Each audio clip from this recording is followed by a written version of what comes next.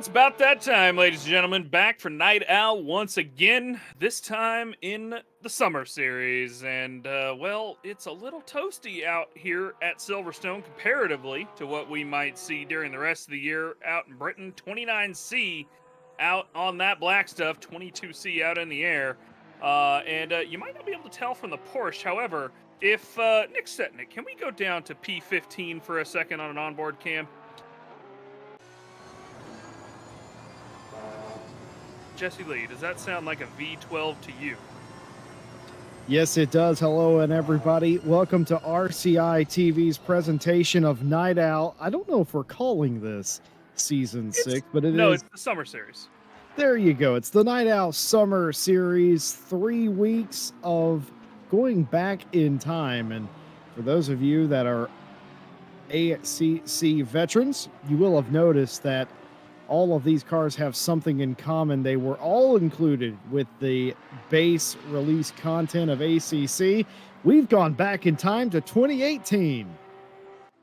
2018 here for the Night Owl Summer Series. And just to introduce myself in case anybody doesn't know, my name is Mike Jones. And of course, Jesse Lee, introduced already. And Nick Setnick, your traditional broadcaster for Night Owl, will be behind the cameras. Ryan Mawson taking the summer off.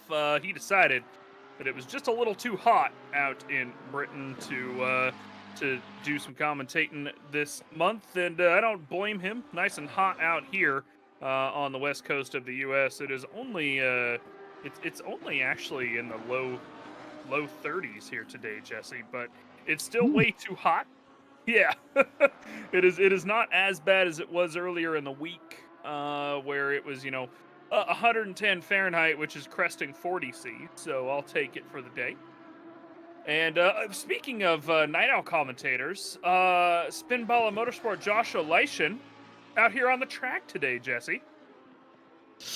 Yeah, and actually doing really well. He's the leader of Silver. Let's get you all set up for the series.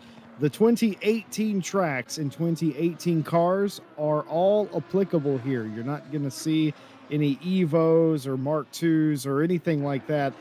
The additions of those original cars, of course, you could also have chosen the Lamborghini or the Rex, which Thomas Pierce has done, and that'll be very interesting to see how that works out. So we're looking at the old Lamborghini, Audi, the Jags, the Porsche, and of course the GTR and the McLaren here tonight. And there are some others with the Aston and the Rex in tow. It's going to be very interesting. What does that all mean? Well, it's more than just the cars and tracks from the original content. It's also the original BOP track grip, tires, and all of that as well. So it's effectively like going back to release day for this sim. And all these drivers, most of them, I would imagine, would have been here when the sim released. It's actually not terribly old, but they probably have forgotten these older cars. Here's Thomas Pierce, by the way, in the Rex. And it's going to be very interesting to see how that works out for Thomas. But I can guarantee you this is not something that a lot of these teams and drivers have much experience with in the past 12 months. Of course, moving on to the 2019 and now the 2020 BOP. This is like stepping back in time. It's going to be brilliant stuff. And when you were talking about this, Mike Jones, I thought that's evil, but I can't wait to see it. Well, that's just Night Owl. We say that about every Night Owl season. So I'm actually going to disagree on a point that you made, Jesse Lee. I think that the majority of these drivers probably have zero experience in these 2018 cars. I think that the majority of the ACC drivers didn't start until the 2019 BOP came out, right? Myself included. Ooh. Because ACC, don't take me wrong, had started gaining popularity on launch, right? But it didn't pick up massively until about the 2019 BOP, give or take, came out, right?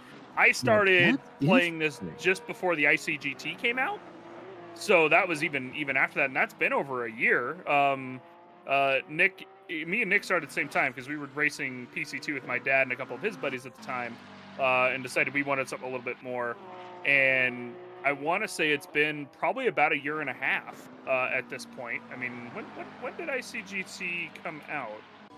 Would be the question. I'll look that up really quick. It was April 28th. Yeah, Oh no, that's console. That's console. Sorry. Oh yeah, it would have been At least about February 6 months 4th. after launch, I think. Yeah. February 4th. So yeah, it's been about a year and a half. And so realistically, you know, the 2018 BOP wasn't live for that long, and while I have driven some of the cars, this one was going to be my choice for the championship, and I have driven it a couple times. This is the McLaren 650S, currently driven by Ertan. As well as I know a couple people, obviously, you know, we see the V12s every once in a while, the Jags. We even see the old Porsches every once in a while still driven in some of the newer series, because people really like the way that it handled differently comparatively to the Mark II. You know, I think it's gonna be an interesting series, because there's only gonna be a few people here that I think have experience with it, and like you said, probably 0 people have experience with it in the past 12 months. Maybe 1, maybe 2, right? Out of the 40 that we have out on track. Exactly. The thing is it's something familiar to you if you have that experience, but you basically have to relearn it. You know what they say, you never forget how to ride a bike, and that's true. But that's not to say the first time you get back onto that bike that you don't wobble a little bit, maybe fall over. Of course, you don't forget, but it is very different. How different is it? Well, copious amounts of grip that you get from the 2020 regulations. Well, you don't really have that here. Curbs are a little bit more dangerous in some respects, and the cars in general are a little less responsive and have a little less feeling in them. The only 2 cars in this field that I'm familiar with is, well, whenever the game was Steam greenlit, we didn't have a choice. We drove the Lamborghini Huracan, and of course, when it came out, I was a Jag man myself. So I love the different cars here. You got a nice mix of the older GT3 machinery. It's GT3 as a reg has been out for quite a long time now, and you can tell some of these cars, like the Jag, for instance, don't even race in GT3 anymore, and every single car in this race has been replaced with a newer model. As James Leader, remember when I said sometimes the curbs are a little dangerous in these older cars? That's exactly what I'm talking about. Curbs are dangerous in general, but just more so in the old cars. Yeah, we're going to see how this is going to play out. It's going to be very interesting, especially with all 3 classes out on the track as well. You'll notice we've got Pro, Silver, and Am out on the track. Total of, I believe, 38 drivers currently. And there's a lot of cars. Yeah, but it's Silverstone, right? So is that a lot of cars on Silverstone? I mean, you could probably pack 60 on this track and it'd be fine. I mean, if you remember, just a week ago, Jesse, we had another race at Silverstone that was probably a little bit more busy, even though there was, I think, less cars out on track, because all 4 car classes were out, GT3, GT4 Cup, and Lamborghini ST. That was madness race. So these guys should be used to, hopefully, driving around with a lot of cars out on track at Silverstone. And unsurprisingly, Savalainen is going to be out first for qualifying in his Porsche Mark I, with Mr. Benjamin Heilman probably close behind, as he is usually out pit first. No, he's just coming out of the pit lane, actually. So Heilman, he's going to be like 6th or 7th out on the track, which is a little weird for him. Also weird for him, Jesse Lee. That's a Nissan badge next to Heilman's name. Yeah, I think he's flirting with me a little bit, as Benjamin Heilman, our broadcaster developer. He knows I like a Nissan. He didn't pick that for any other reason other than I think he reckons he might have the best chance of winning in that car. Either that or he did it for a bit of a laugh. Very interesting paint scheme. I expected like some sort of Foghorn Jones. I expected him to pick a pink car. I didn't expect matte black and lime green, but there you have it. The Mike Foghorn Jones team name. Any particular reason for that? Yeah. Alex Rogers called me a foghorn on his stream, and it stuck. Like the rooster from the cartoon? No, like a foghorn. Like, I'm very loud. So we'll call this. Maybe we should call this commentary booth the Foghorn booth, because me and you are both in here. Yeah. We were just having this discussion 5 minutes ago. Yeah, it's a good point. We are very loud. You know, we're we're like we're like a nice bolognese. We're not to everybody's taste, but enough of us like it that it's an international dish. Savalainen, who was just barely quickest in practice, leads them around to start the very first qualifying lap of this very short 3-race championship.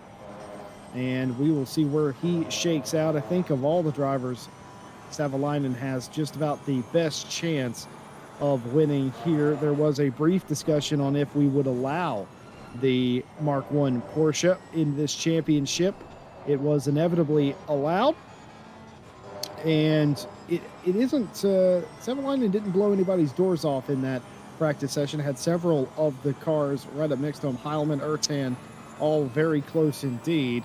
And we'll see if that repeats here in qualifying. 38 cars, 3 different classes, Pro, Pro-Am, and Am, all sharing the track at the same time. 1-hour race coming up. And of course, wherever you qualify is where you start. You will not be grouped up into your class. So for instance, if you are an Am and you qualify in the middle of the silver field, well, that's where you start. There is no overall points championship. It is only in class. And of course, for the second day in a row, we have stewarding support, and I get the feeling that they're going to be very busy. It very well likely will be because, I mean, 2018 tracks and tires, 2018 cars, people not quite as used to these. Will they be more careful? They're racing drivers. They ain't going to be more careful. They're going to go full yeet, as you would expect, and I'm sure the stewards will have to pick up a little bit of that. I mean, hey, we can hope for a clean race, but if we're being honest, it's probably not going to be as clean as we might hope to expect. Something else I just remembered, Jesse Lee, by the way. We do have a return driver in this championship currently on the leaderboard, as they are not yet setting times. In P5, in case you haven't noticed, Harry Conway has made his way back into 9 Alpha this season, also driving a Porsche alongside Savalainen.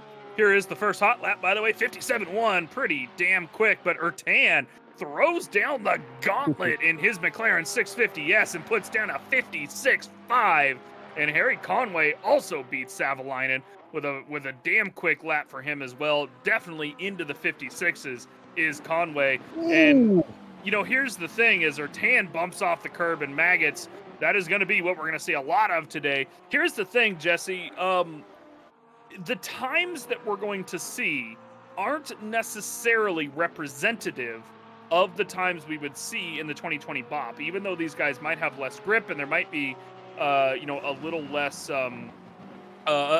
control of the cars themselves.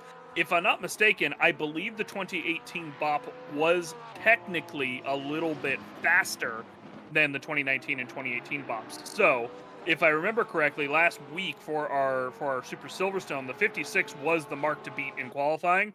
We might see a low 56 to a high 55 here today, potentially, in these 2018 cars, which is going to be interesting. And I think it's definitely something that's very different to look at when you look at the 3 different BOPs. Obviously, last season for Night Owl was Season 5. We had the ICGT Series. That was all on the 2019 BOP and tires. And so now these guys going back to the 2018 BOPs. Qualifying a little bit quicker, but are their tires going to last as long? Probably not. Yeah, they're probably going to heat the tires up. I believe that is correct. I think they have a little bit more engine power, a little less restriction in the cars. It's not an aero advantage. In fact, it might be an aero deficit, and I'm pretty sure that is correct. But as far as engine power is concerned, that will show up on the fast tracks, whereas the modern, or we call them modern cars, as modern as 3 years newer of a car could be. Or in the Porsche's case, 1. Indeed, they definitely are a little bit more restricted in the 2020 BOP, and it works to great effect. It keeps them really bound up, and you get the feeling that the 2018 BOP did not get a lot of love and consideration because it was, like you said, 6 months later replaced by the 2019 BOP, and it's a little bit more open, and I think because of that they have a little bit more power. Ertan leading qualifying over Harry Conway by 0.3. Savalainen half a second down in third. Josh Leischen in the 97 Lamborghini in 4th place, but first in class, and the 12 Porsche just behind them. And Mikov in the 21 V12 Aston in 8th place is the leading AM so far, with just about half of the time expired. And this is the car that I think a lot of people will be rooting for here. Thomas Pierce in the the Slotopus Rex. And, well, it is a Gallardo, and it is a purpose-built racing machine. And I've heard the esports pros, the aliens, refer to this as sort of what do they call it? Not necessarily the measuring stick, but it's the try-hard mode car. If you want to go into a series and see how good you can do, you enter this car, because it will definitely restrict your pace and performance. This car, it's a harrowing car to drive in the wet as well. Yeah, not the car I'll be rooting for. All right. I'm again a huge fan of the 650S. So Ertan, McConnell, Jordan Daly will be my people for this one. Jordan and Nathan both decided to stick with the 650S, which we were all three going to race. But obviously, Mawson taking the summer off. I'm here in the comments box instead. So 650S will definitely be my car. I think it's probably my favorite sounding car in ACC. I love the sound of that 650S. So it's one of those that I can't quite beat. And I'm a McLaren fan, and however much the 650S is to this stream never being sponsored by McLaren, a terrible car in real life because it breaks every 2 months. It is probably my favorite car. Other than maybe like the Lexus LFA, which I'm a huge fan of. The 650S is just a beautiful car to look at, and I'm a huge fan of it. But it's going to be interesting because we've got 3 cars that are a second up on the grid, and the rest of the pro drivers not doing fantastically so far. Perhaps not surprising, Rogers and Heilman towards the back in their Nissan 2015s, which is going to be weird to potentially see them at the back of the field because, of course, Rogers and Heilman, we're used to seeing them finish in the top 5 pretty consistently. Whether they'll be able to this championship or not in their Nissan will be the question. And also, if I'm not mistaken, I don't think the 2015 Nissan is super good at Silverstone either. So, of course, we've got Hungaroring as well as Monza to go here during the championship. Now, the Jag here for like John Eraser, for example, that one's going to be fun to watch at Monza because, as we know, in the Jag, if you can put your foot down for a very long time, and Monza, you do approximately 70% of the lap at full throttle, it will go very fast. Yeah, we've seen the Jag pull off incredible upsets, not only at Monza, but Spa-Francorchamps as well. Just literally, folks, just outrunning the competition. Absolute dog's dinner in the corner. But, of course, on the straightaway, there's literally nothing that can hold a candle to it. So James Leader for PSR is looking for a little bit of that magic. I will say, going back to the GTRs, I am very surprised at how far back they are. The GTR may not be the favorite car here, but I know it's not that bad. We've certainly seen some esports guys use that car to great effect, actually winning a race here, in fact, in the GTR. So I don't know exactly what's going on with the armada of GTRs, but they are definitely well and truly off the pace. I'd be very curious to hear just how it's gone for them. I definitely expected the likes of Rogers to be well and truly at least inside the top 10, and that is just not happening. I don't know if it will happen. They are very far. Not a qualifying pace. Yes, indeed. Josh Leishman in the top 5, trying to take over first in the class, about halfway done with the lap at this point. And one thing that is a constant in this qualifying session, as you can see, a slow Lamborghini off in the distance, is that exactly a lot of cars invalidating their laps, going off the track. These cars, folks, I can't underestimate it. It's hard to explain unless you try it, but they're very, very difficult to drive in comparison to a 2020 BOP car or an Evo car in GT3. It has less aero and more power, and it just it doesn't drive nearly as nice. And something also with the suspension, I've always found, makes it a very difficult trip indeed. But here is Leishman, fifth right now, looking for first in class. Could it be more for the Spinalla Motorsports team? And it will be. P3. It will be P3, a 57.021, first in class and third overall. And Leishman is going to reset. But what about Jordan Daly now? Hey, Jordan Daly currently sitting in P7. Is not going to improve that far up the field, but is in P3 overall for the silver class so far. Very curious to see how that kind of shakes itself out with Daly. I know that he's a very quick driver in the silver class, and it's something that we haven't seen him be able to bring home any of those top 5 victories over the past couple because we were in high silver class with a lot of the pros, but the backmarker racing 197 is looking pretty good here today. Not up on his lap only, just got one more to go. And as we progress through the lap here, we're going to go ahead and watch Jordan Daly go ahead and point out his lap. We're going to go to add it back to on. Okay, Nick is going to put on a car here for a minute, and we're gonna go ahead and jump on board into the helmet camp and watch Silverstone here for just a moment.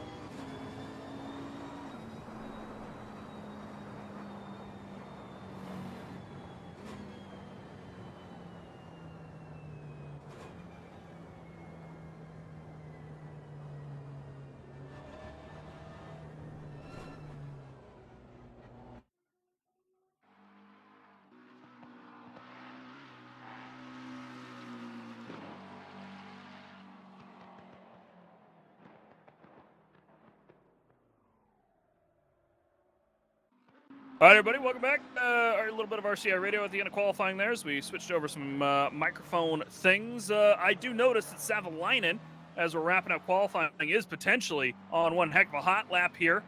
He is a couple tenths up and just about ready to cross the line. It is very close to coming up to Ertan, but I think he lost it right at the last corner and is not able to quite take over that pole position from Ataberk and Mike, you want some irony? 650S. What's some irony, Jesse Lee? That is the exact amount of time, 63 100ths. That is exactly the same amount of time that Savalainen beat Ertan in practice. Oh! And now it's shoes on the other foot in qualifying. I like it. It sure is. I like it. Well, I'm glad to see, though, that the Porsche isn't the one out here dominating, at least in practice, right? We'll see what happens in the race, obviously, but at the very least, in practice, we know that the Porsche isn't going to come out here and dominate like we were a little bit concerned about. And in fact, in the lower classes, and perhaps this is more about the handling of the car than necessarily the speed of it, because it is in the lower classes, the Lambo, as you notice, P1 on both, as well as P2 in the silver class. So that Lambo Huracan GT3, the non-Evo version of that, looking pretty strong here, at least in the qualifying. Here's the sector times as well, so you can see how much quicker that Porsche is comparatively to Ertan. By the way, that was Ertan's first lap. He never set a faster lap. Unreal. So that entire time, his very first lap in that 650S was his best one. Conway and Savalainen both improved. Leishman improved. Statichecki improved. Ertan never did. He sent the benchmark on lap 1, threw down the gauntlet, and nobody was able to pick that thing up remainder of the qualifying session. But they are lined up. Ertan P1, Savalainen P2, Conway on the second row, sharing that with Joshua Leishman in P3 and 4, who is, of course, the pole sitter of the silver class. Stachecki and Fazal back on row number 3, P2 in silver and P1 in AM, respectively. And then Jordan Daly does stick with that P3 in the silver class, back on row 4, sharing that with Juan Carres. Bach, which I'm surprised to see him all the way down in P9, by the way. Falk up in his Jaguar in P9, and that's Arton in the Audi, the first Audi on the grid, in P number 10. And then our first V12 going to follow that up in the next row. Something that I haven't mentioned, Jesse, that I feel like is worth mentioning. There were a couple cars of the old BOP not allowed in this championship. The Porsche did squeak by, but what you'll notice, there are no Ferraris or Mercedes on this grid because they're a little too quick with their current BOP for the rest of these. As we know, the Ferrari just got its Evo, and the Merc just got its Evo, and still a lot of drivers race that old Merc still because it is just as competitive even with the 2020s. Yeah, that's true. I mean, we tried to include all of the cars that we thought could be competitive. Of course, a little bit of research done there, and just visually what we've seen in the past. So some cars were not invited to play here today simply because we felt that that wouldn't be very entertaining or fair, and we wanted a good mix of cars, and I feel like we have achieved that. And talked about the GTRs. There they are. Rogers in 22nd and Heilman in 24th. The 2018 BOP of the GTR, not very good around here, I think is what we have to say, because that is not usual from Rogers and Heilman. You would expect them to be in the top 10 or the top 5, usually in the top 10 at the very least, and not even inside the top 20. And Thomas Pierce in a Rex out qualifying the both of them. I think that pretty much tells you everything you need to know about that. And I think we have a lone Honda there, the number 17. And well, that is a brave choice. Yeah, the Honda I think is definitely going to be the bravest choice up here. We even have a lone Bentley, which I am surprised that we don't have a couple more Bentleys. Delau going to go ahead and take that one. I'm surprised that we have so many Audis on the grid, because the Audi is not the easiest car to drive, even with its Evo version. I can't imagine the old one is much better. Never driven it, never have any in. I probably won't ever drive it, but I'm very curious to see how those Audis do, because they are a dangerous piece of machinery, even with their Evo versions. So Very curious to see how that goes. I'm expecting the 650S and the Porsche to probably do the best overall, though if those Jags can hold on to their tires, there is a tire stop in these races as well. So they only really have to do 30-minute stints on these tires, which means that they can burn them up a little bit. And so that Jag might get strong, all things considered, once you have to pit after 30 minutes. Silverstone and Monza, both on the 3-race calendar, there's a lot of straights. They might have a chance in them Jags and the V12s at that. I mean, the V12s are probably the one other than the Lexus that is comparatively to each other down the straight. So wouldn't be surprised if we see that both of those do pretty well throughout the championship with the tire stops that are going to be required. But who knows, Jesse Lee? We don't at this point. I mean, I feel like this is just going to be a guessing game. Yeah, it is. I'm having to remember things that I have had to unlearn for the past year and a half to kind of analyze this race. Nate McConnell in chat says, so good I don't even show up on the standings board. Nate McConnell starting 29th, poking fun at himself. And it is not even the back of this field, 29th. There's still 9 cars behind him. It is a big old field. 38 will take the green flag here. 39. Thank goodness. 39, excuse me. Yes, one more connected there at the end. And thank goodness they are big tracks and not small. Can you imagine 39 cars at a place like Laguna Seca or Alton Park? It would be an absolute disaster. But Hungary. Yes, indeed. Well, at least Hungaroring is a Formula One circuit as well. I'll take that, I guess.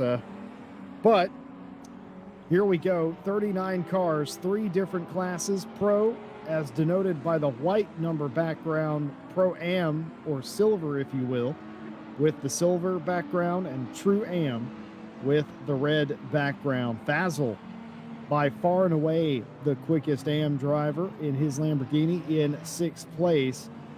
Goosh will start second in that class, and they are 12th. And Hicken is 16th, and they are 3rd. The Am class divided very strongly so. The silvers, though, for Leishman, Stakecki, and the like, with Jordan Daly, they are all somewhat close to one another, but the top 3, all pros. What's going to happen? Well, we don't know. We are going to find out as soon as you can. I'm assuming chaos. If you weren't with us last night at Donington Park for the Friday Summertime Championship, it was chaos on lap 1, and the finish was absolutely brilliant. A race that kept us guessing. Are we looking for more of the same here today? I feel like we might be, as more questions than answers in the qualifying session. Savalainen will be trying to get that first place position away very quickly from Ertan, but Ertan looking incredibly strong. What can Harry Conway do from 3rd? We're just going to have to find out. My prediction for this race is I don't know what to predict.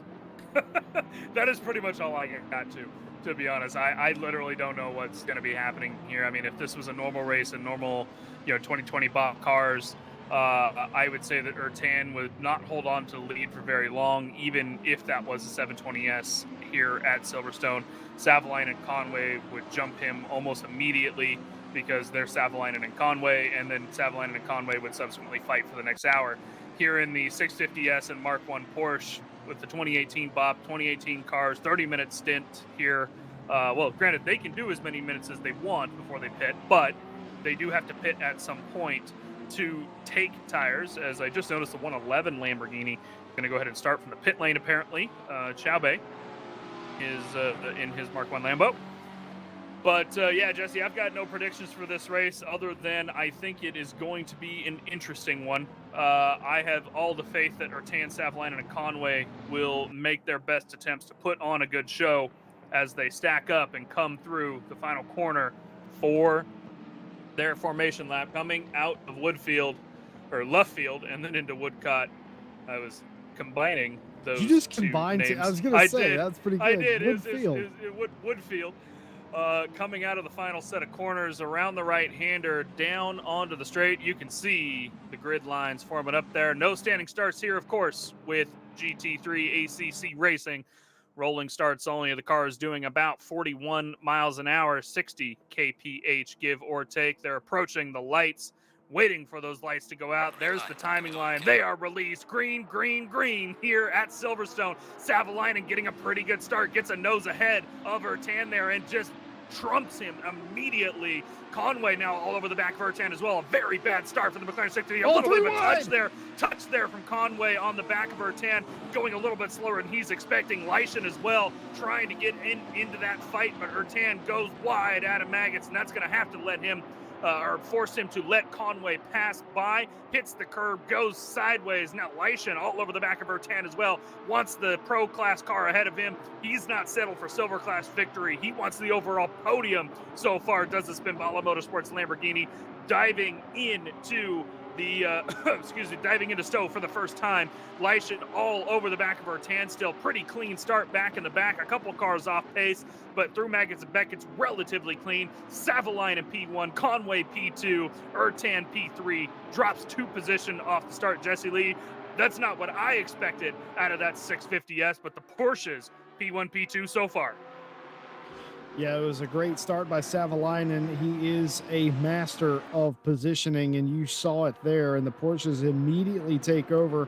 Never mind the fact that Conway was several tenths down to his rivals. It doesn't matter. Right on the back of Savalainen and one of Ertan. You said it yourself. His quickest lap in qualifying was his only lap, his first lap. Beyond that, he had some slower laps and some laps that were disallowed. We saw it in practice and in qualifying. Ertan struggling to keep it on the racetrack. You saw it there coming through Maggots for the first time. Ertan down to third. Leishman looking for the podium, and Stakecki right in behind them as well. I must admit, barring a few fender benders, that was a lot cleaner than I expected that to be, as nearly everybody got away, and even 3 wide in the field.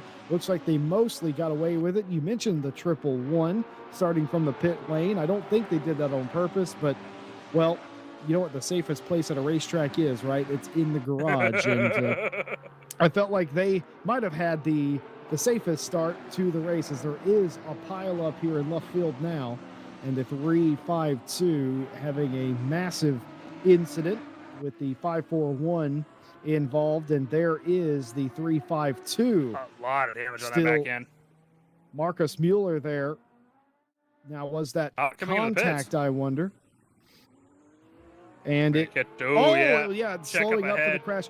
So the 351 was the car that flashed through your picture at the start, and they were involved in an accident. These cars stacked up and had an even bigger incident. So massive damage for Mueller there.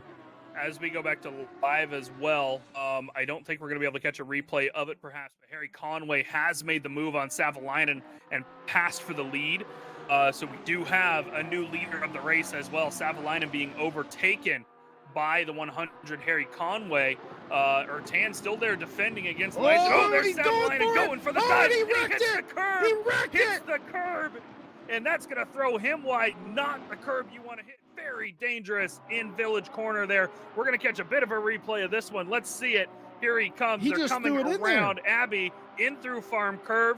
Goes way, way to the right to try and dive into Village. And Harry Conway goes, nope, never mind. I'm going to let you pass. And Savalainen bounces off the curb, throws himself off track. Very quick rejoin for him. Of course, at Silverstone, you have plenty of space off the track. Doesn't hit the wall, but he drops all the way to P12. And that is going to be such a huge chore for him to make up 11 positions leading up to the front of the grid. Ertan, no, he's not. No. Oh, it said he was leading. I'm sorry. I could not see Conway's black car in front, and it said 1, and I thought he had made it to P1. He had not. He's still there, and that's Josh Leishman behind Ertan there, and Harry Conway in front. 1, 2, 3. The 2 drivers in pro and the leading silver driver all in the same picture. And the 144 Stakecki, that, of course, is second place in silver, currently being hounded by the AM leader, Fazel, in the number 80. They're all on the same straightaway. Look at Leishman looking down the inside. I don't think he'll be able to pull that off. And going back to Savalainen, that's a very un-Savalainen-like move. I don't think I've ever seen him make a mistake like that, where just completely missed the corner. And good job, Harry Conway, with the amount that he's been passed around at RCI races in the last year or so. He has developed a sort of radar. He felt like he was in danger and just decided, I'm going to make this corner a little straighter than it normally would and let Savalainen just drive on through. But the excellent move by Harry Conway. Being straight, but Conway tried to. I mean, sometimes it has to be. And in Conway's case, no damage, no contact. Savalainen obviously didn't mean to do that.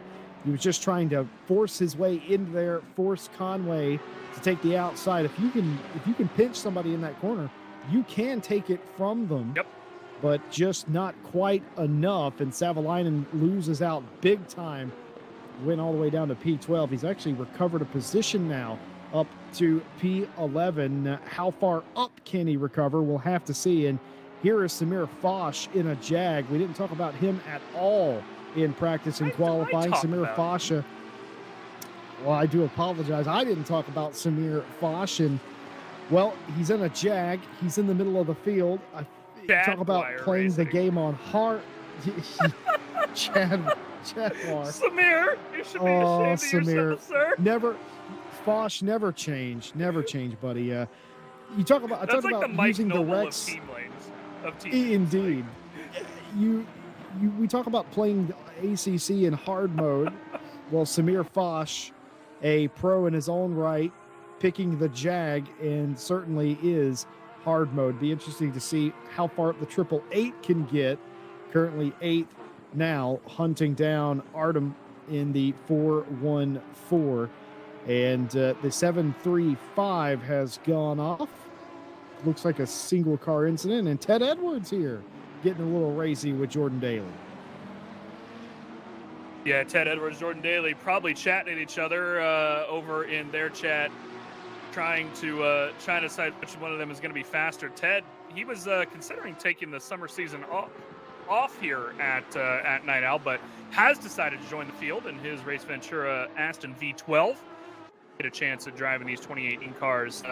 Jordan, I think, is probably going to be the quicker one of the two, not only because of the car choice, but because Jordan is generally a little bit quicker than Ted Edwards. Him and Nathan McConnell. So me, Nate, Jordan, and Ted all kind of race, adjacent to each other. Where Jordan is my teammate and Nate is Ted's teammate, and Jordan and Nathan are the faster ones, and the other two of us are the AMs. Ooh, a little bit of a dive there from Jordan. Oh, had to over brake a little bit as Foch checks up in front of behind the Audi in front of him.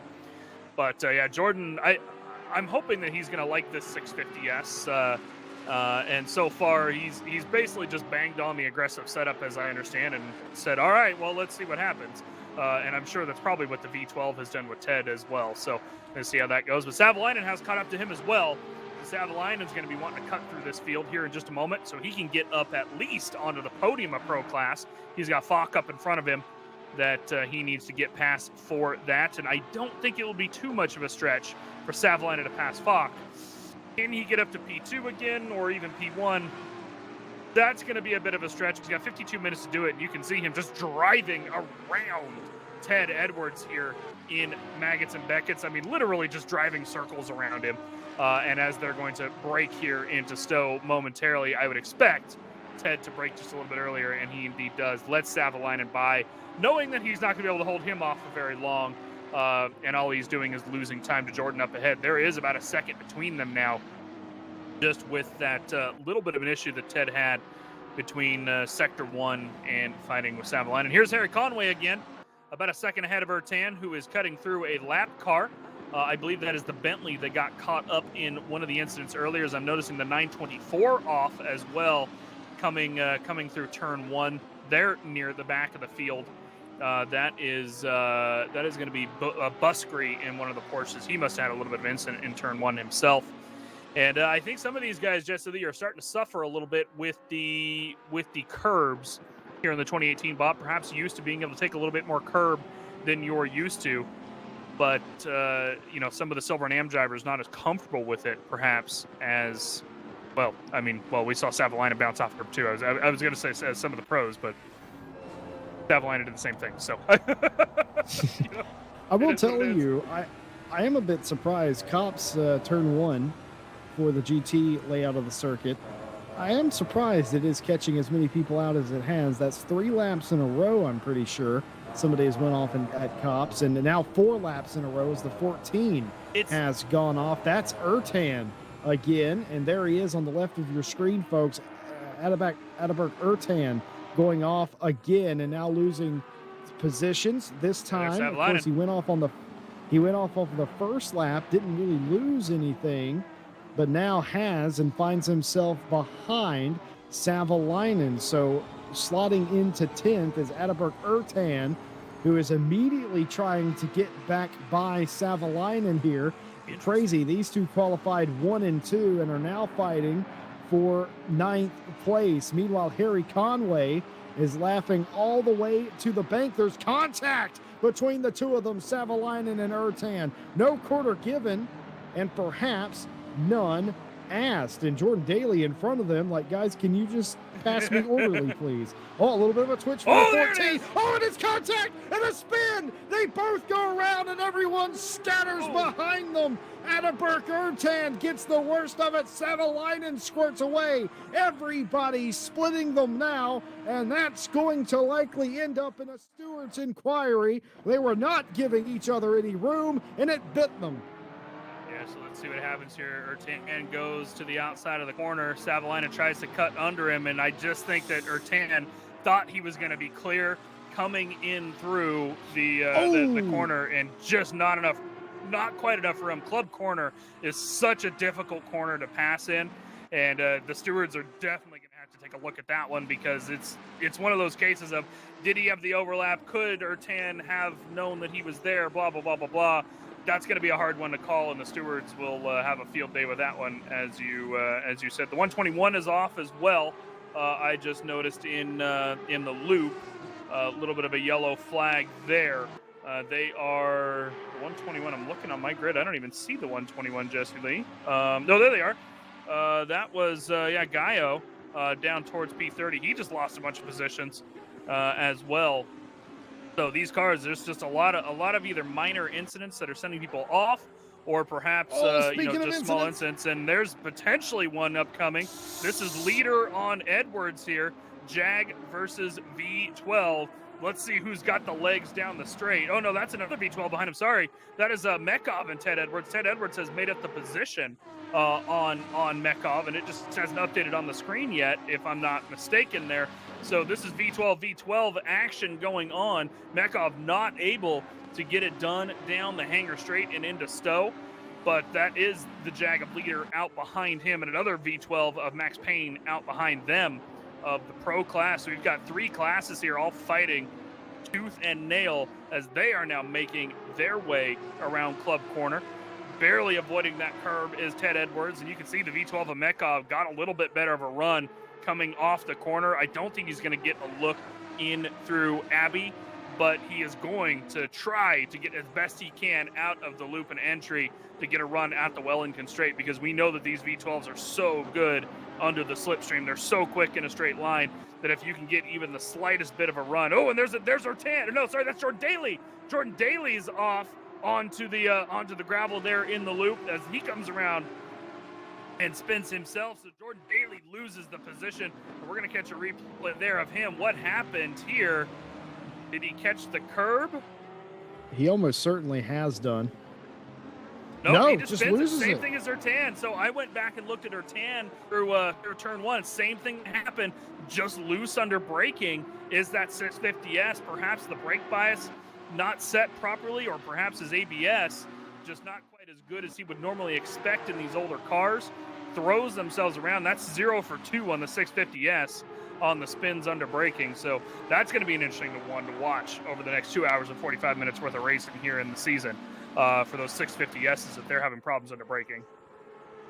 Well, just going through chat as we normally do, reading some of the comments, found quite humorous. Chris Finding says, Heilman not in a Porsche, is the stream bugged?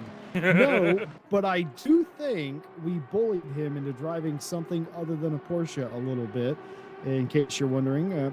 Perhaps a new challenge for Benjamin Heilman, but also maybe being bullied into picking something that wasn't the Porsche. Michael Redford in chat also says, just remembered it's only the older cars this time. Very different, isn't it, Redford? It's very strange to see only the old cars. It literally is like stepping back in time. There's no real reason why you would do this unless Mike Jones pings you in a post that says, hey, we're only racing old cars. So it is nice to see it. It is wreaking havoc, you have to admit, with a lot of the drivers today losing it. And another thing, Mike, that I think we can't underestimate is the aero of these cars. They're not well refined like a dive from we Gooch. normally see. He's going for it again. Going for the dive again on Max Payne. Throws it around the outside. He wants it. Threw it around the outside of Village. Didn't get it done, but got it done in the loop. Out there deep. He's still on the inside. It's going to be a drag race down the Wellington straight. I would not want to be in the Porsche for a drag race down a straight versus a V12, but he's making it work. The slow exit from Payne. It's going to be a touch. Is doing it well. It's going to be a spin. The Audi behind sends the V12 around. Sorry, that's a McLaren behind. Sends the V12 around. No, sorry, that was Gooch. That was Gooch helping out his brother there, perhaps inadvertently.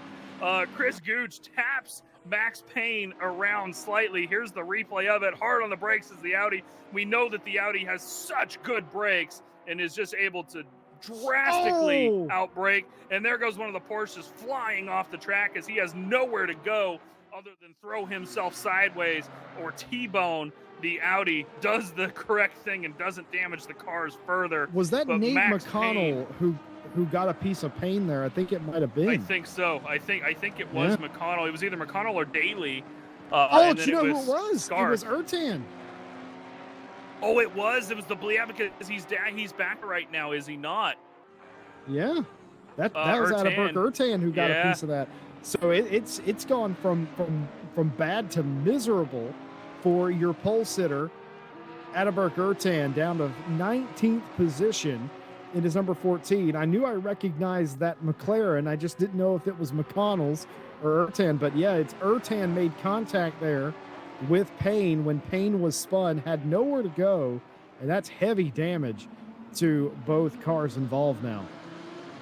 And of course, Alan Gooch, obviously the 222 Audi, being the kind of initiator of that a little bit by outbraking a little bit to the cars ahead, has dropped all the way down to P24 after, I believe stopping and letting the cars back on past to make sure that he wasn't causing incidents and, subsequently gaining positions out of it, though I think he's probably got a little bit of damage as well. We should see some of the guys start probably coming into pit here then about the next 3 laps or so as well, perhaps refresh their tires. So perhaps some of these guys that have been spinning early on might be able to, get some of the flat spots up off their tires and get a little bit more grip. Now that, spent 20 minutes racing and between practice and qualifying as well, out on these 2018 tires, getting used to them a little bit more, they might have a little bit of better chance in the back half of the race to plant themselves out on the track. But the Black Swan Racing Porsche not done with the jag of leader here, and subsequently Mekov ahead of him in the V12. This is a race for position. P5 in class is James Leader at the moment, and Chris Gooch is wanting to get up into that P5 in the silver class. Max Payne still out behind after the incident. He's fallen back a couple seconds off the back of them, but I wouldn't be surprised if these guys are fighting for Max to make up that time here briefly, especially in that V12. So strong down the straights is that car, and I'm interested to see how this Porsche does down the straights in comparative to the Mark II Porsche, because as we know, Jesse, whenever you get down a straight, if you're in a Porsche, the Mark II Porsche, you stop, and every car goes around you. I'm very curious to see how the Mark I Porsche does against some of these cars. Yeah, I don't think the Mark I is worse than that. I think it's actually a bit better. It's sort of comparable almost to some of the other cars. The Mark II is effectively putting a parachute out, but what you're seeing here is in the corner, and it's going to be a touch as Murkov gets spun out there, and That was Leader. Oh, excuse me, that was Leader. Yes, indeed, that was Leader. Leader Leader had to overbrake for Mekov, if I'm not mistaken. We can watch it again. So we're going to see if we can see the wider angle. Yeah, we can't see the wider angle there, but I think Leader had to brake hard because of Mekov in front of him. And Gooch just behind him, just not really expecting it. Luckily, not a ton of loss there. A little bit of damage to the front and back ends, but he's going to immediately dive into the pits and replace those tires that just slid out a little bit. Is Leader and makes the decision to come on into the pit lane. 20 minutes into the race, 40 minutes to go. But yeah, it's a lot of the problems that we're seeing here is braking today. Yeah, we are seeing a lot of those issues. James Leader, the first of the cars that I suspect are still in the lead lap to come in. Arasser in as well in the 699. Nobody from the top 10 considering coming in yet.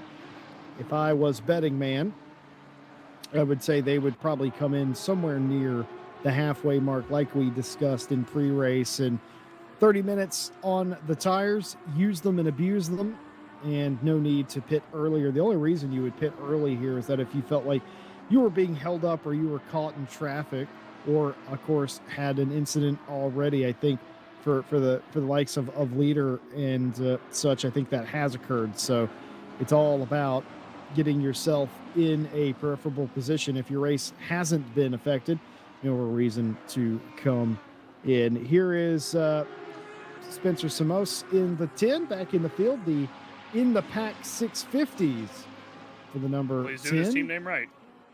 Indeed, he is in the pack, certainly. I think he's right around third or fourth.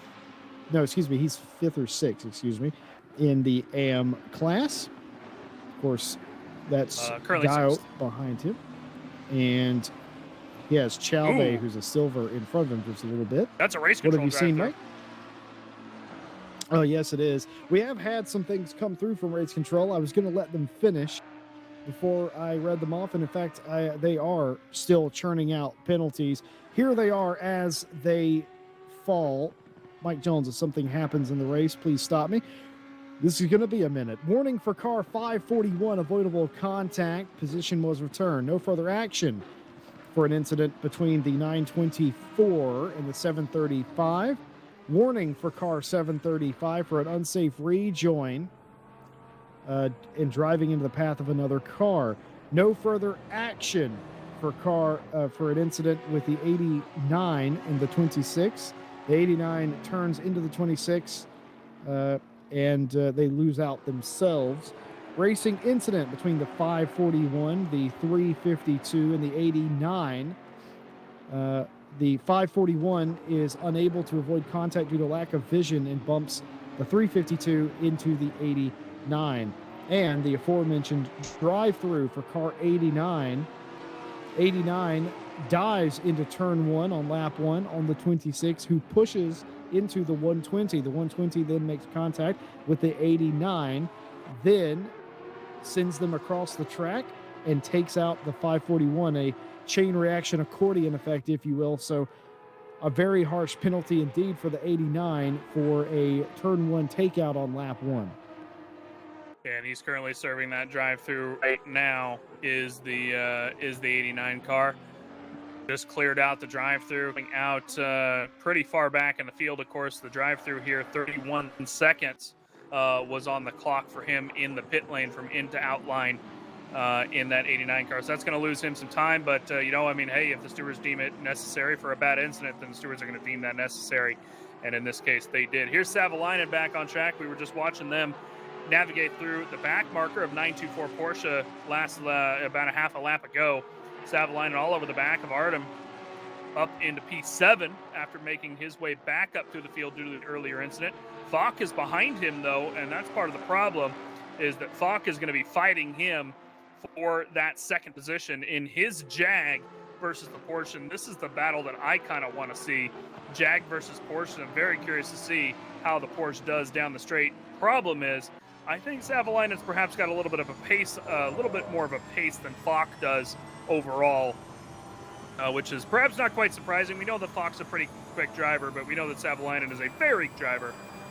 So we'll see if there's perhaps more incidents, or perhaps if, Falk can just handle that Jag really well. Savalainen has not been able to find his way past the 414 Audi for the moment. Pit stops are upcoming for the leaders, likely here within the next 2 laps or so.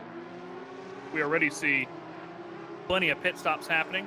Ted Edwards and Giles currently in the pit lane, back in the silver class, in the mid-pack of the silver class. And, of course, a lot of the cars down near the back of the field have already made their stops. I'm assuming likely we're going to see some of the pit stops happen based on how abused the tires have been in the sliding as we've been through the lap. The Audi is going to go wide here and perhaps give Savalainen a chance to come on past, and he is. The problem is the Jag going to be able to pass as well? Can't see Falk in the background there, but the timing board did update, and the Jag has taken the position as well. So a little bit of a more time loss there for Falk versus Savalainen. Savalainen got the squeaky clean pass as Artem went a little bit wide. So Falk losing a little bit of time there, probably about 0.4 of a second, give or take, in his Jaguar Racing 888 Jag. All the way up into P6, though, is Savalainen, and after Tan's incidents, well, that's P2 in class. Not too bad, as I'm seeing more penalties and another drive-through come out from race control. Jesse, has Tom Bryant been in? New chief steward, by the way, Tom Bryant. I didn't vote for him. Taking over for Jake Boswell. Did new chief steward Tom Bryant come in and hand you some more paperwork? Yeah, he sure did. Tom Bryant getting a healthy dose of work today. I talked to him in pre-race, and I warned him of the potential storm that him and his team faced. I wish them all the best of luck. They were hopeful that it wouldn't be this way today, but rather unfortunately, my premonition has come true. We got a warning for car 100 for an aggressive dive bomb on the 28, a racing incident between the 100 and the 222. It was a fair rejoin in a racing incident. 5-second penalty for car 414 for an aggressive overtake and causing an incident into the 197. And a drive-through penalty for car 72 for dive bombing the 26, taking them out. No additional notes for that. There's no further action for contact between the 73 and the 26, which was incidental, and the 26 rejoined with no incident.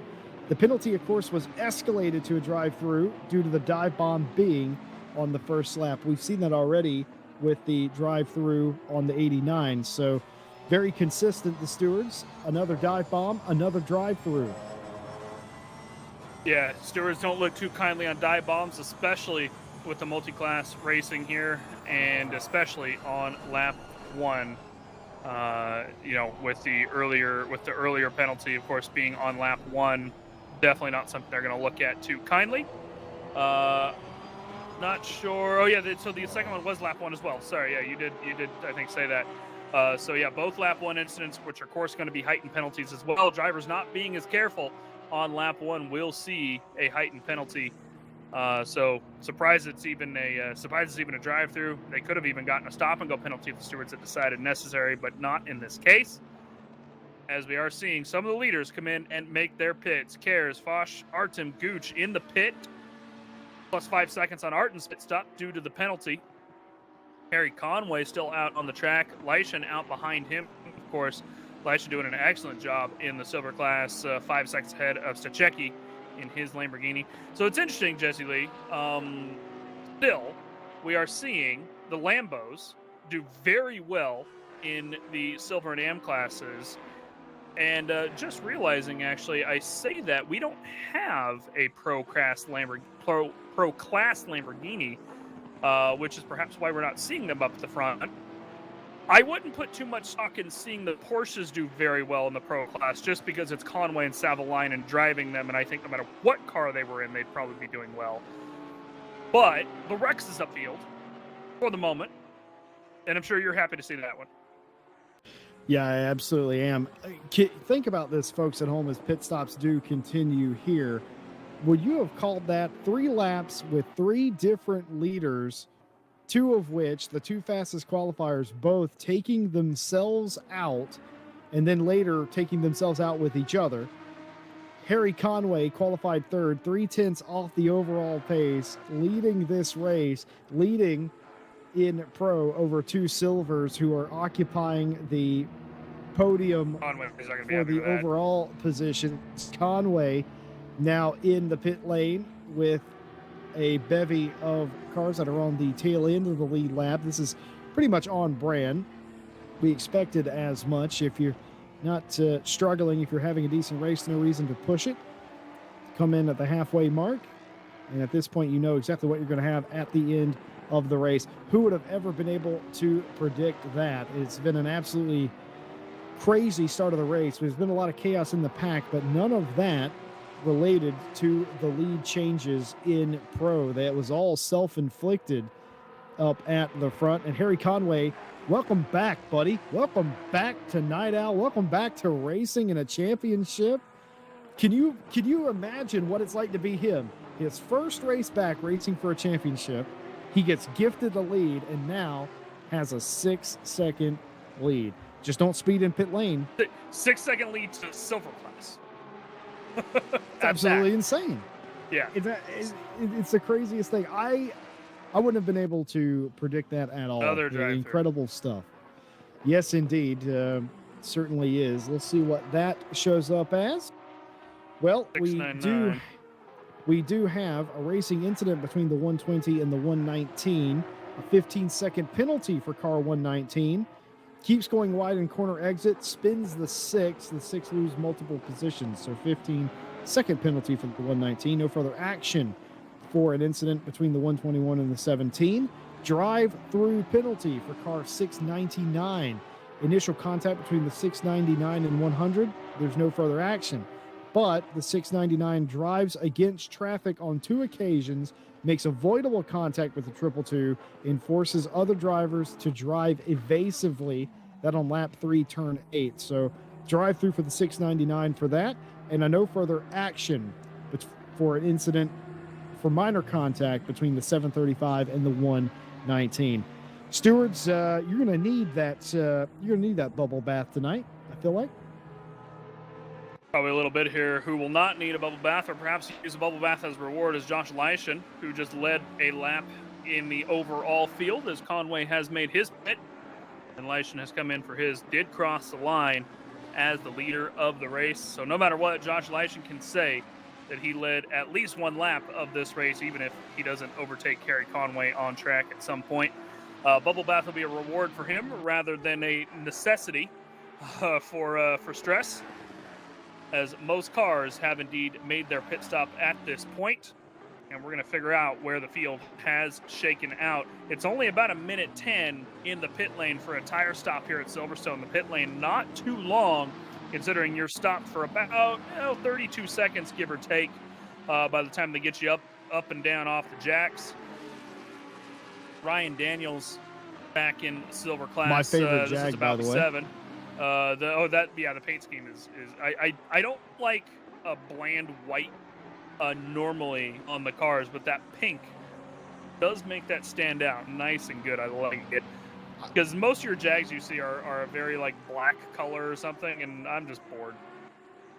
Oh, I will say, and I will do this for Ryan Daniels' benefit. He's racing for the It's a Jag team, and I'm a big fan of that reference. So This is here we go back Ted into the and field. Heilman, by the way. Yeah, so none of these drivers are going to give anybody any quarter. Of course, Heilman racing, trying to race his way up through the field in that GTR, the black and mint green GTR, and Ted Edwards in the pink. Ted is in that V12. That's technically purple, I think, that V12. Somewhere in between there. But Ertan trying to get by all of them to no avail at this point. Did Ted Edwards dress himself for this championship? Because I'm not sure if those blue rims go with that car. I can confirm that they do indeed go with the car. Nope.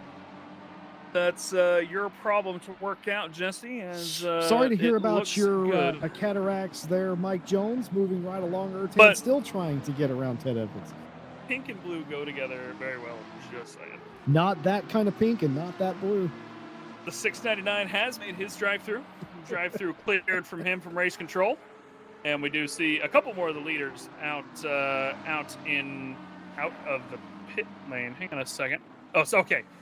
For a second, I saw Savalainen in P1, and I got scared for a second, like something happened. He has not pit yet.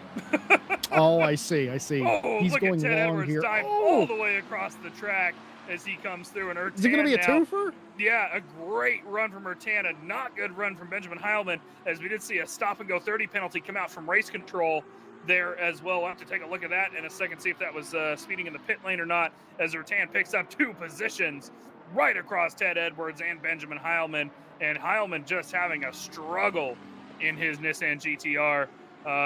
It is not good for him in this GTR. He is still in about P5 or so in the pro class, but it is towards the back, as there's only about 9 pro cars out on the field all said and done. Oh, sorry, no, he's 1, 2, 3, 4, 5, 6, sixth place out of 7 for the moment. Of course, Alex Rogers down near the back of the field with a 15-second penalty as well. Rogers also not having the best race. So the Nissans not doing their best here today, as Max Payne is now caught up to the back of Ryan Daniels as well. And he's looking to come past that silver class car and chase down Pierce.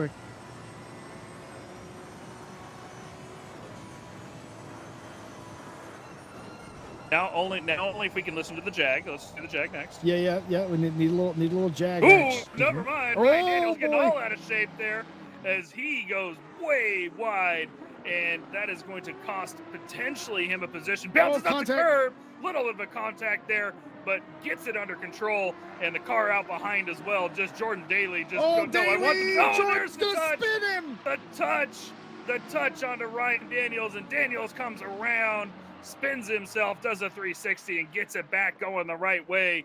But Jordan Daly, I mean, I think he thought he had his nose under there. The question is, that was tight. I mean, he definitely had the nose under him.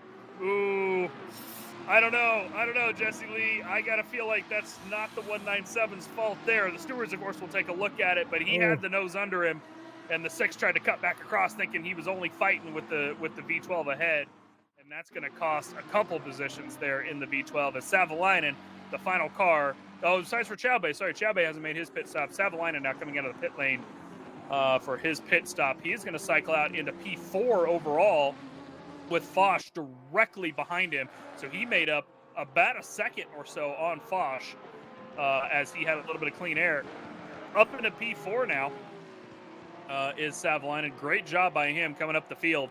And, of course, P1 and P1 of Silver and Am up on the overall podium as well. So we might see some shuffling happen here pretty soon with the drivers.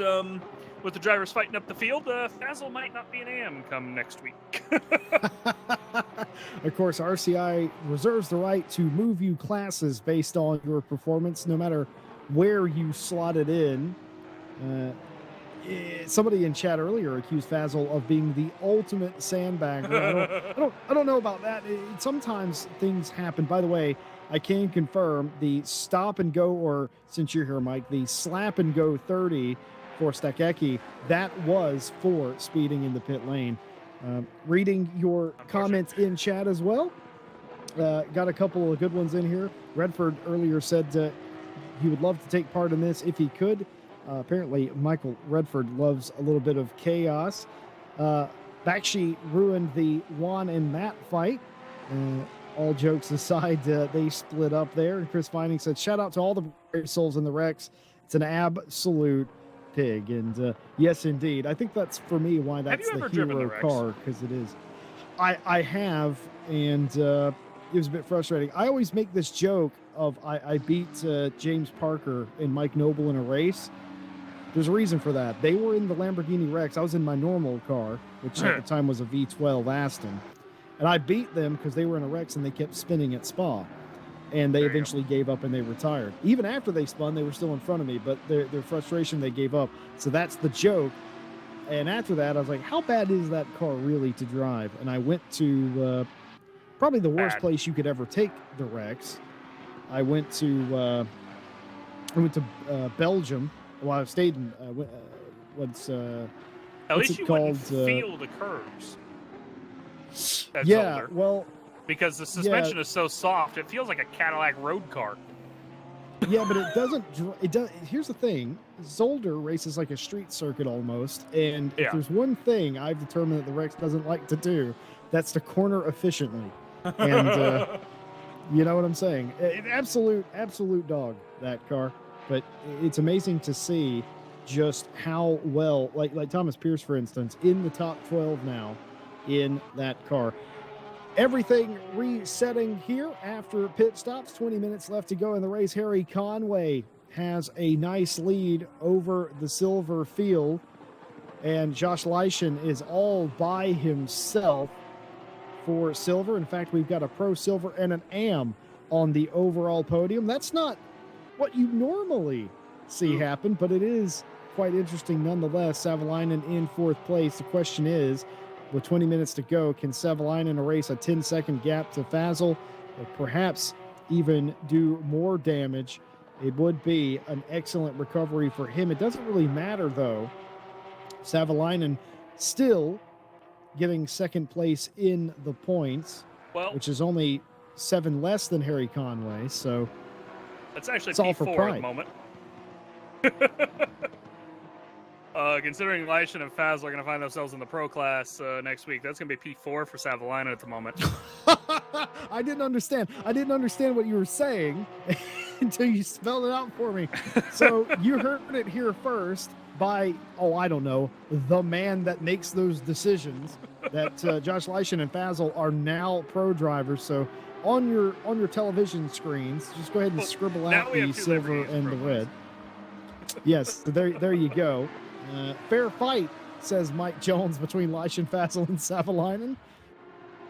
The thing is as well, it wouldn't really matter on track, I don't think, at this point, because they're all about 10 seconds apart. So it's not like they're actually fighting each other, thinking they're not fighting for class as well, because I was also considering the possibility of bumping Mekov to Silver as well, but he's a little bit to the field, or not, but yeah, we'll see. I might still do that anyway. But obviously, we're gonna some of play these, it by ear.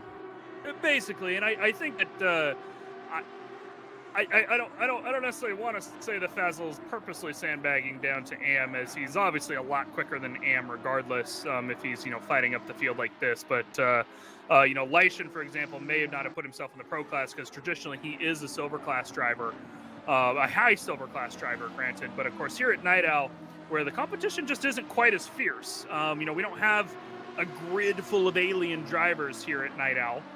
We've got a grid full of high silver, low pros.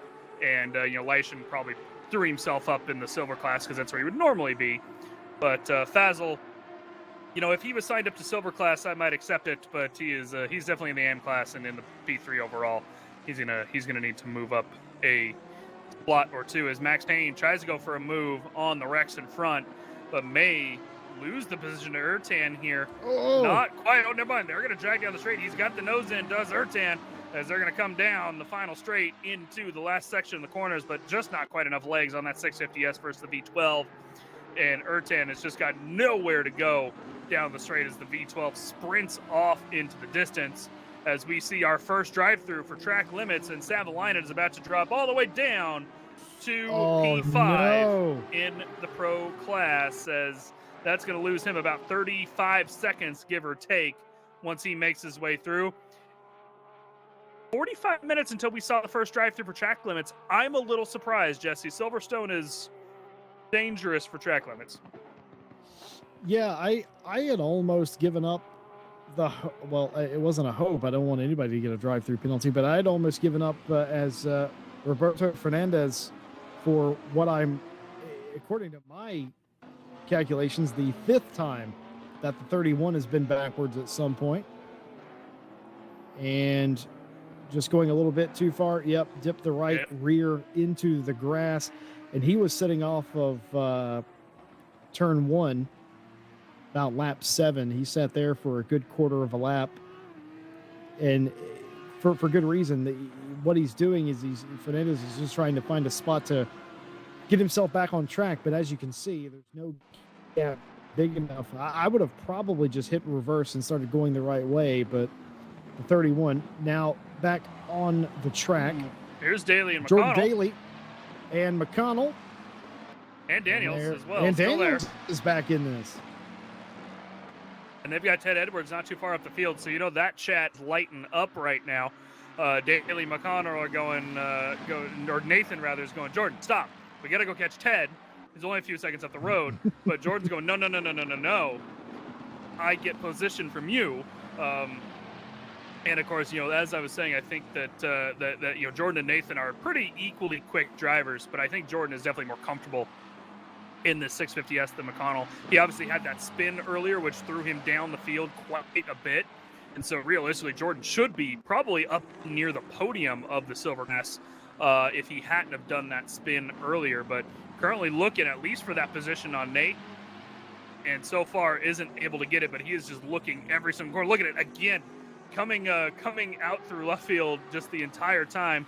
Doesn't matter if he's right or left. He wants the position. He wants to get his nose under there, spook McConnell a little bit into breaking a little bit off and shooting him wide. I don't think he's going to get the move done in Cops, but coming out of Maggots and Beckett's, he's got another chance, of course, coming off the hanger straight. Ooh, sideways a little bit there is Jordan. A little bit loose on the brakes, sliding himself just a touch, and that's going to cost him another 10th as we see another penalty come out. This one for the 31. 5-second penalty. He's down near the back of the field, I would assume, for some minor incident that happened a little bit ago. But this battle for the moment has kind of cooled down a little bit. What battle has not is Ertan, Pierce, and Payne still dragging down the straight trying to go around the long way. Trying to go around the long way, but is not able to get it done quite yet. The question is, will he be able to get his nose under on the left? He will not. He's going to have to go for the long way again, coming in through Vale and Club. No cutback required here. It's very difficult to pass side by side coming through Club Corner. And Ertan going to have to back off one more time. Another person who should probably be up near the podium, if not for incidents, and is currently back down below the 10th position overall. Ooh, this might be it here. Ertan's got to run and gets his nose cut off by Pierce and forced to go around the long way. And Pierce again just defending the inside vehemently, not letting Ertan have his nose. Keep in mind, this is a battle in class. That Rex is in the pro class, and Thomas Pierce is fighting Ataberk Ertan with everything he has. It's clean, and it's an excellent battle indeed, as Savalainen does come down the pit lane to serve that drive-through for extending track limits too many times. Speaking of penalty, we've had a few. No further action for minor contact between the 735 and the 119. No further action for minor contact between the 739 and the 23. Racing incident for contact between the 100 and the 14. A warning to car 14 for an unsafe rejoin. 5-second penalty for car 333 for rear-ending the 13. 5-second penalty for car 222 for dive bombing the 966. That led to them. Ooh, here led it to the is. 966 tagging another car. Getting caught up by traffic is the Rex, rather. I was going to say Lamborghini. It's not really a Lamborghini. Oh, it cuts the nose off again. Pierce is just giving Ertan no quarter, but there it is. It doesn't matter. He doesn't get on the brakes quick enough, and Ertan slides past him finally through Stowe. The defense not working this time around as the lap traffic cost him the time coming out of Beckett's, and that's going to be Ertan finally promoted up into P11 overall. I think he's going to be able to run away from Pierce at this point is Pierce's problem, but the lap traffic may still play a factor. Back out on the Hamilton straight here. They're going to look all the way over into Abbey and not be able to make a move on the V12 out ahead so far in the AM class. That's car 31. The car 31 is going to try to go a little bit wide here, I think, but not quite enough. Ertan not able to get the move done, gets caught up, and there it is again, the lap traffic coming into play. The 739, the Rex gets under him again, gets the position, and there it is, the lap traffic causing all sorts of havoc here for this battle for the 739 and 14. Max Payne now up on the bumper as well as they're coming down the final straight into the final set of corners off into Brooklands. There's the V12 defending the position hard. Might be able to have a blue flag inquiry here from him. Ertan does have his nose on the outside. The question is he going to be able to dip to the inside for the first corner?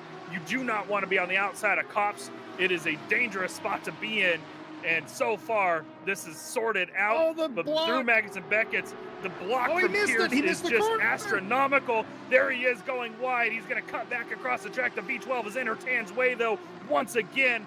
And I'm sorry, that is not lap traffic. That's Mekov. That's the 21, not the 31. That would be why he's defending so heavily here. I was reading that as the wrong number. So Mekov is fighting for an overall position. There's Ertan sliding off again. And the 650S loses it under braking once again, taps the brakes coming out of Beckett's, throws himself sideways, and that's going to be fight done for the moment as Ertan drops farther down the field, back down to P15. Let's watch it again. No. Well, what happens here is all Ertan's trying to do is get under the 31, and he's just trying to get a little extra speed, and when he does that, he lights the rear of the car up. There is not nearly as much rear-end security in these cars as you would for the 2020 BOP. And we've seen Ertan do that. That's the third time this race, and it cost him once again. The frustrations mounting for the 14. Oh my goodness, and what a defense that was for all of those involved. I mean, for Mekov, of course, not in the same class, doesn't matter. You can defend your position if you are on the same lap. The rules are very easy to understand. So Mekov defending the final spot in the top 10, as is his right. You can make an argument that, well, he's in a different class. He probably shouldn't be doing that. Well, he is allowed to do that. He didn't do anything wrong. And it is, the faster car's job to get around. And in fact, did not do that in that case. And Thomas Pierce, for the moment, hangs on to that position as Ertan now has dropped several positions in class and all the way back down to 15th in the race as a whole. Continuing on with the penalties. Something Nick showed us real quick as well before you hit the penalties.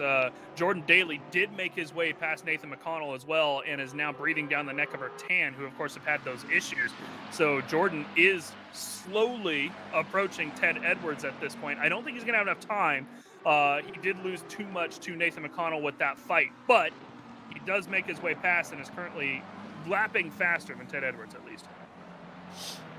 5-second penalty for car 31, causing avoidable contact with the 121. Racing incident between the 66 and the 31. 15-second penalty and a warning for car 111 for taking out the 31 when rejoining the track.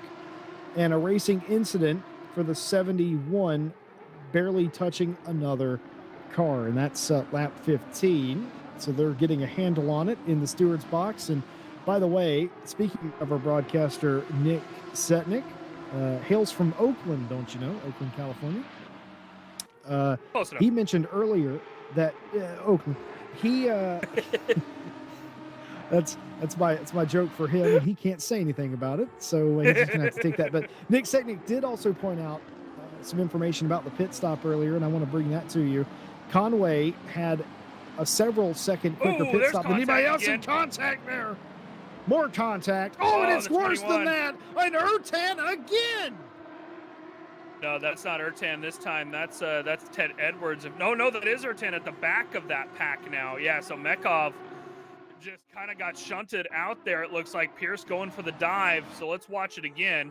This is going to be a pretty long replay. No, never mind. Here we come into Village. And then into the loop, Pierce goes to the inside, dives back across, and goes wide in the corner. And Pierce misses the corner, causes that massive checkup. Of course, Mekov, even though he was the big loser in that, doesn't lose any positions for points. He does lose a bunch of positions on track. Probably doesn't feel good about it, but he doesn't lose any class positions. So he is still about 3 seconds ahead of Travis Hicken. And, he's got plenty of time to surface there over the next 6 minutes.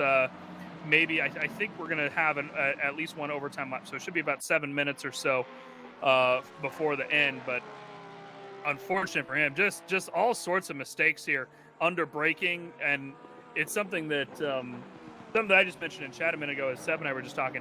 The aero differences are so different here in the 2018 BOP and the braking that I think that's really what's causing a lot of the problems. These guys are just not, it feels like driving a different car, realistically, with 2018 BOP. I like this team name, Juan Carlos, in the America United Racing. A lot of times people think of America, they think of the USA. That's just one country in America. There's two Americas, and there's many countries in both. So I like that by Juan Carlos there. Inside the top 5, second in his class.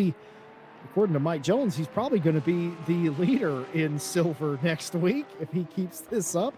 So good job, Juan. I know he didn't start in the top 5, so an excellent job there. Speaking of not starting in the top 5, Samir Foch up to 4th place. He started outside the top 10, I'm pretty sure, in the 888, up to 4th place. Might as well be 4th in the pro class. We'll have to see next week, but 4th overall right now as Chris Goosh trying to take a position away from Artem, but of course that 5-second penalty on the 333. I love Chris Vining's comment. He's asking, we've been talking a lot about aerodynamics. He's like, what is aero again? I'm a GTR driver. Yes, Chris, we know that. And very well put, sir. Yeah, as somebody who drove the Nissan for a season, can confirm it is aero problematic. Let's call it. I was gonna say aero redundant, but I mean that's not quite true. It's aero problematic. We're currently still watching Savalainen just making up some time here. I mean it's not class positions for him at the moment. He is just trying to stay ahead of Pierce and maybe get his way through some of the silver cars. Just remote himself up a couple more positions after his drive-through on the overall field. He's going to look to the inside of Gooch here, but not risk it too much, I don't think, because he doesn't want to get himself another penalty, as he might lose a position if he does get another penalty. He's 20 seconds ahead of the Rex of Pierce, who, granted, I think we're going to see Pierce drop a couple positions after a penalty, but we'll see how that goes. But there's Gooch, kind of bumping the Audi off circuit there a little bit. I don't think Artem's going to be too happy about that one, as I think that was Artem. And it is indeed Artem, so might be another one for the stewards to look at here momentarily as Gooch goes a little bit wide. And Savalainen, though, I was going to say maybe he didn't necessarily desperately want that position, but he's really looking aggressive here.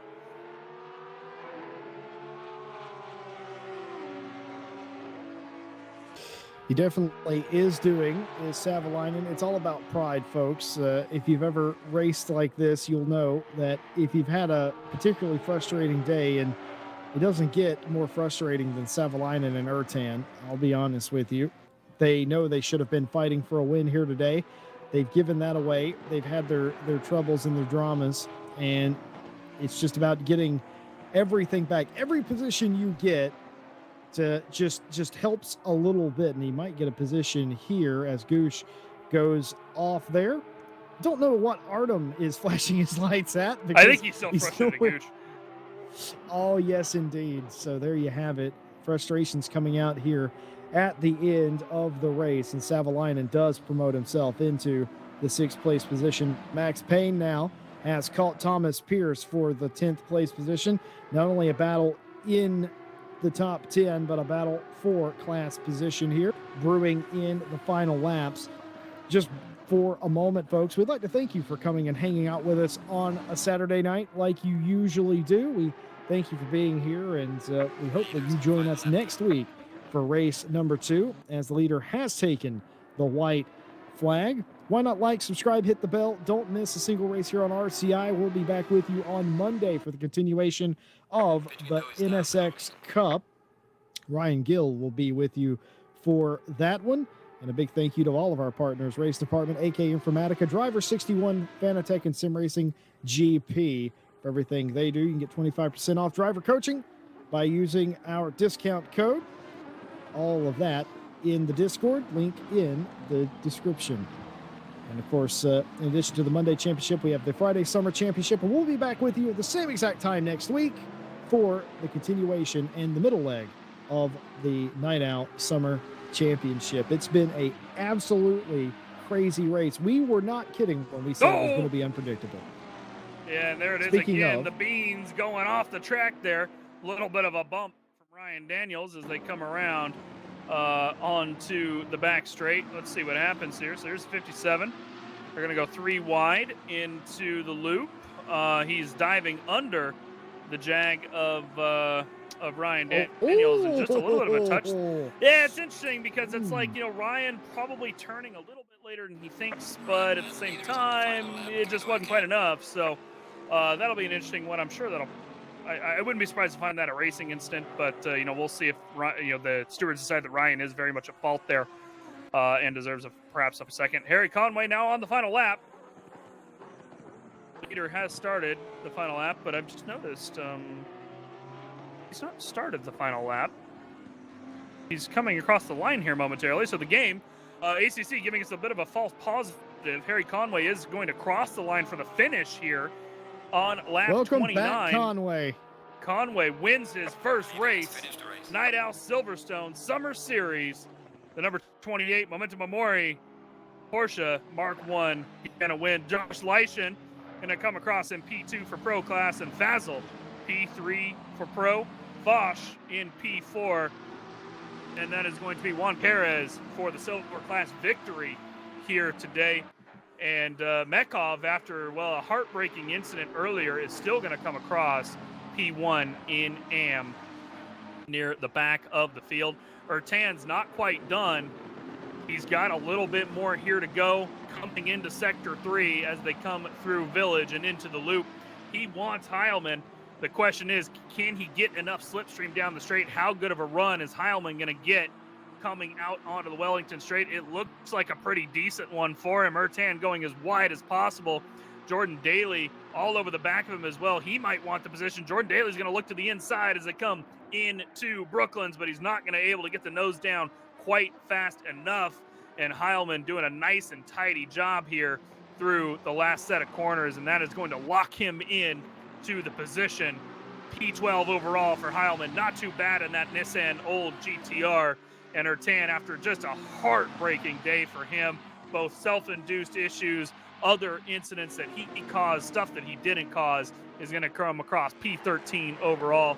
Here's Travis Hicken right ahead. Oh, what happened with Mekov here? Mekov lost the position. Nick, do we have a replay of that final corner? Perhaps, as Mekov lost the position through the final corner. Let's see what happened. I think he's going to lose it Jesse here, Lee. Mike. He's going to lose it, I think, is what you're going to see. He's mirror driving. He's got a lot of pressure. Is there contact with the 57? I don't know. But there's a car off in front of him here. Is that distracting him? Perhaps it might have done. The 57 all over him of Hicken. Hicken having his own issues so far. But we know there's a pass, but where is it? Coming down the straightaway, just gets flown past, but that's going to be a bit deep. I don't know if he's going to be able to hold on to that side by side. So very close. He threw it in there and no contact at all. I thought for sure that Mekov had an issue. He didn't.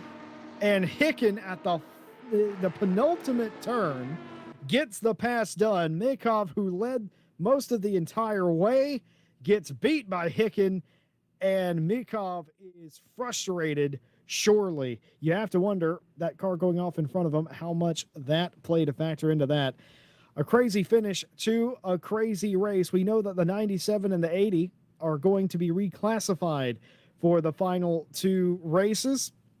So we know that Juan Karras actually won in silver here today over Artem and Leader.